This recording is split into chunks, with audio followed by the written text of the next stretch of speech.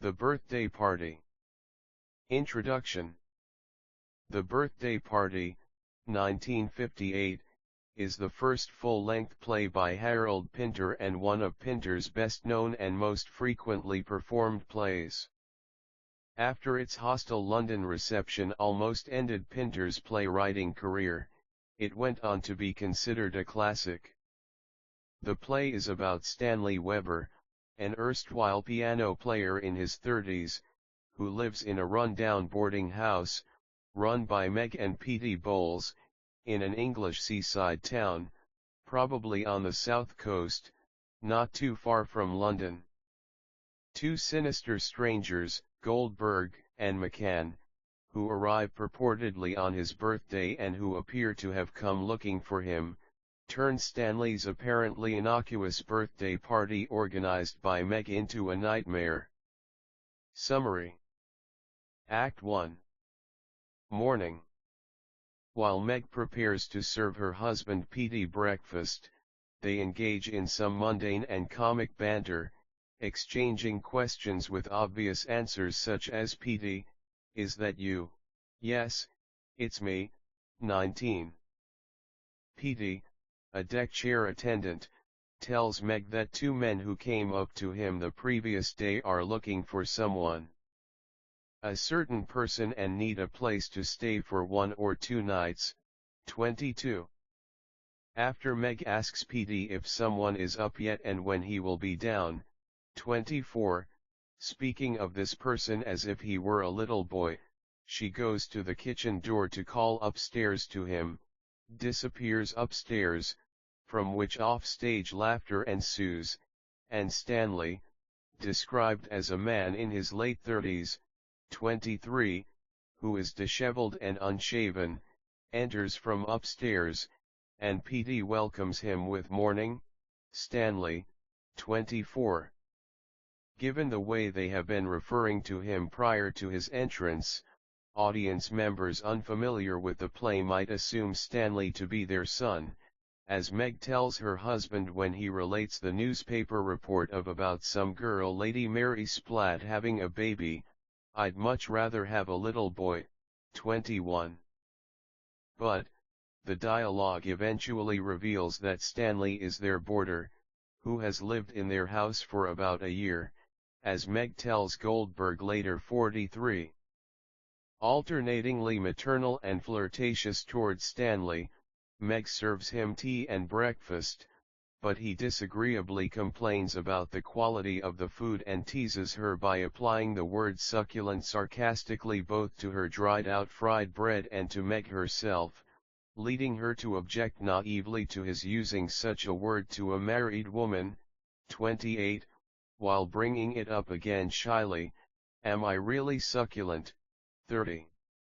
Though Stanley resents her blithely romantic allusions to previous lovely times that they have had in his room, 30, and reacts with hostility, pushing her away from him, Meg insists that he would be lonely, all by yourself, without your old Meg, while she would be away shopping, and takes the upper hand by telling him Petey's news that she does not yet know, that 2 gentlemen, 2 new visitors, will be arriving. 30-31.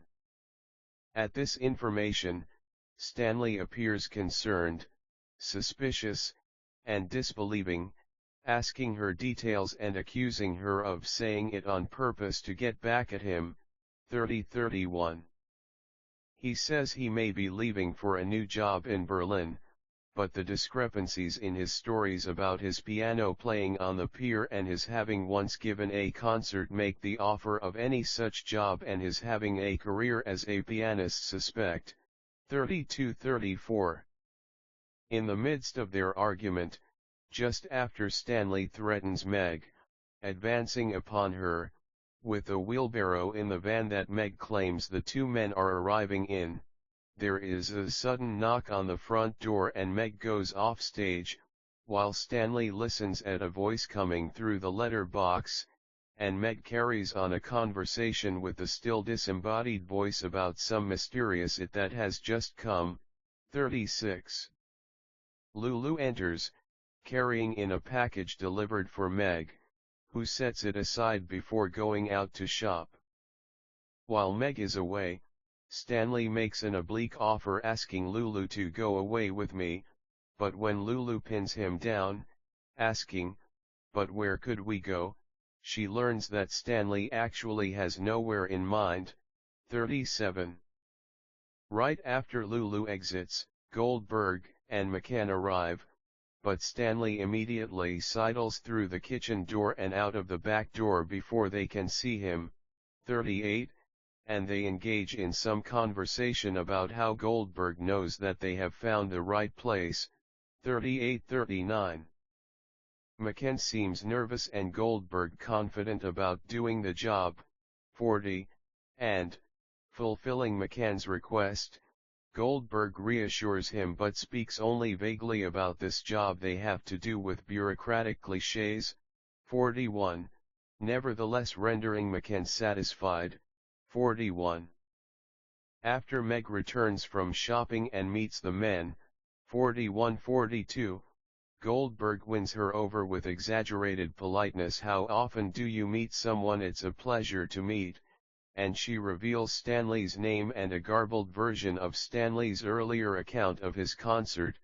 43, revealing that this day is Stanley's birthday and that she plans a party for which she will put on her party dress, eliciting Goldberg's enthusiastic offer to buy the bottles for their drinks and the compliment, "Madam, you'll look like a tulip." 45. After Meg's new guests go up to their room, Stanley enters, and Meg gives him the package brought by Lulu containing his birthday present, which he opens, revealing, inappropriately for a man his age, a toy drum. Stanley begins to beat it, marching around the room as if he were a young boy and becoming increasingly savage and possessed, beating the drum more and more frenetically, as the curtain ends the first act. 45-48. Act 2. Evening. McCann is seated at the table tearing a newspaper into strips, an act he repeats in Act 3. Stanley enters and they bicker, with Stanley acting erratically and denying that it is his birthday and that Meg is round the bend. Stanley appears to be increasingly worried, but McCann and Goldberg are not nonplussed. They maintain an icy control over Stanley throughout the play, and prepare for the party by buying alcohol. Stanley, Goldberg, and McCann conflict, with Goldberg eventually confronting Stanley by asking, "Why did you leave the organization, and why did you betray us?" At one point they snatch off Stanley's glasses, weakening him, which they will do again in the party. Goldberg and McCann go on interrogating Stanley fiercely, with them aggressively telling him, "You betrayed our land, you betray our breed, you're dead." Meg comes down in her dress, and they begin the party, with all drinking and becoming drunk. Goldberg makes a toast, which Lulu compliments, and she sits on his lap, and he begins to fondle her. "You're the dead image of the first man I ever loved," she tells him. They decide to play a children's game, Blind Man's Bluff. During the play, Stanley's glasses are removed, and McCann breaks them. Stanley is blindfolded, and the lights go out.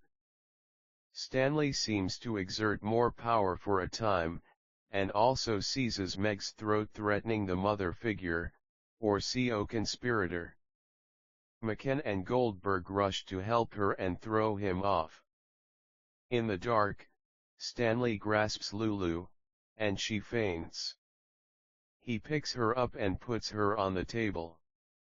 With a flashlight, Goldberg and McCann locate Stanley, and approach him. He backs to a wall, giggling wildly. They converge on him at curtain. Act 3. Morning. Paralleling the first scene of the play, PD is having breakfast, and Meg asks him innocuous questions, with important differences revealing the aftermath of the party. Meg has a headache, after her drunken revelry the night before.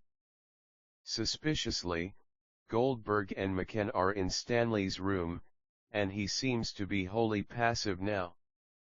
Meg waits for him to come to breakfast. Ever polite, Goldberg comes down for tea. He comments on Stanley's psychological instability, and it comes out that they will take Stanley away, which worries Petey. He offers to get a doctor, but Goldberg says it's all taken care of, Mr. Bowles. Don't worry yourself. McCann comes down with the suitcases, and Petey implies that he won't go to work, which upsets Goldberg. He then exits, passively. McCann and Goldberg discuss what to do, and that they will get the thing done and go. McCann begins to strip the newspaper, which angers Goldberg. Goldberg reflects on his father and a better past, which he has done elsewhere in the play, energetically advocating traditional family moral values, but, when he tries to state what I believe, he appears to run out of energy and asks McCann to give me a blow, that is, to blow air into his mouth. McCann blows into Goldberg's mouth twice, which rejuvenates Goldberg. After that, Lulu enters, bitter about having been seduced by Goldberg the night before. McCann and Goldberg confront her, ultimately telling her to confess for her sexual licentiousness. Goldberg says that McCann had been defrocked 6 months before. Lulu exits, and McCann brings in Stanley, with his broken glasses. "How are you, Stan?" asks Goldberg, and then they begin to woo Stanley, promising to take care of him through a series of clichés and ultimately to make him a new man. 95-99. Goldberg: "We'll watch over you." McCann: "Advise you." Goldberg: "Give you proper care and treatment." McCann: "Let you use the club bar." Goldberg: "Keep a table reserved."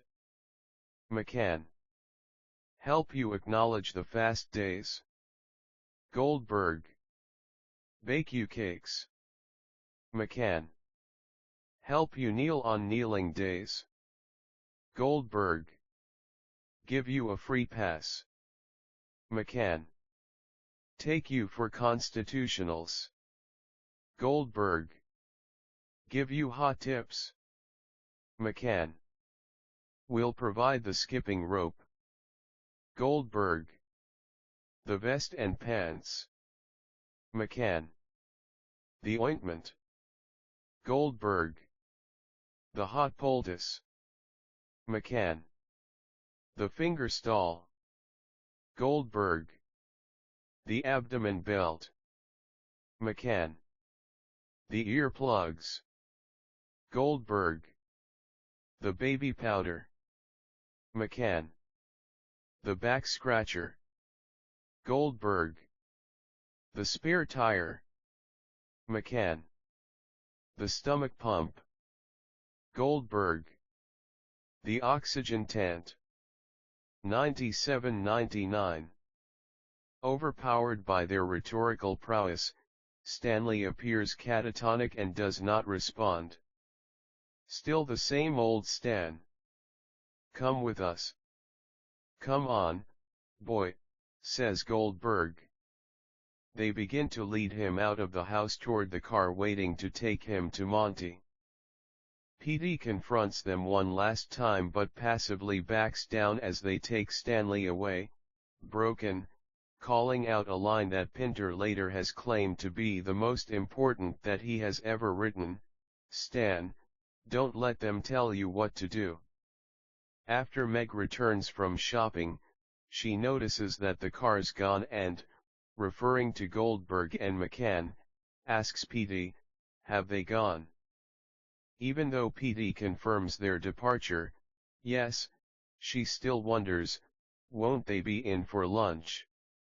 101, though PD tells her, no, and she responds, oh, what a shame, as in Act 1, she sees PD reading the newspaper, and, though that is obvious, she still asks him what he's doing, and, when he says, reading, as in Act 1, she asks if it is good. 101.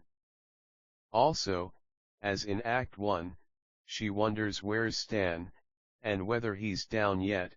PD almost tells her, no he's, but after she interrupts him to show that she thinks, as in Act 1, that Stanley must be still in bed, poignantly attempting to keep the truth from her, PD yes, he's still asleep. Let him sleep. 102. Clearly oblivious to what happened to Stanley during and after the party the night before, Meg describes it as a lovely party and herself as the belle of the ball. As PD remains silent, he continues to withhold his knowledge of Stanley's departure, in effect allowing her to end the play on that ironically romantic note.